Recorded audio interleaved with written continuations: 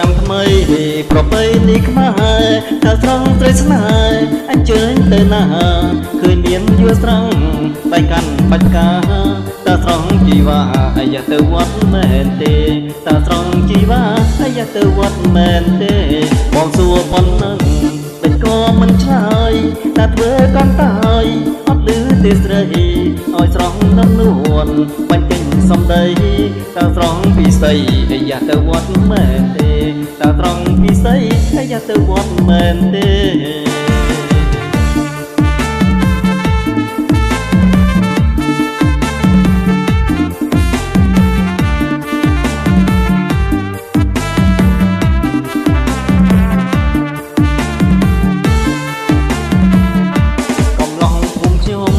គេរៀបការអស់ទើគ្មានមួយសោះ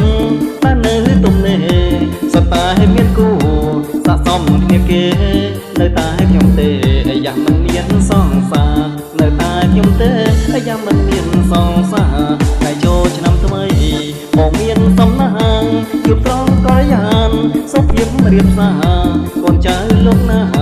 ស្រកកននិថាចុះស្ដីជីវ៉ាអាយ៉ាក្រោយចូលឆ្នាំថ្មីចុះស្ដីជីវ៉ាអាយ៉ាក្រោយចូលឆ្នាំថ្មី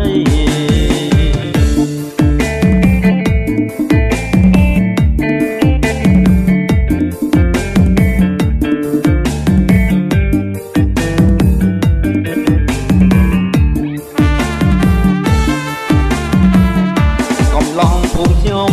គេរៀបការអស់ទើគ្មានមួយសោះតែនៅទំនេរសត្វតែមានគូស័ក្តិសមគ្នាគេនៅតែខ្ញុំទេអាយ៉ាមិន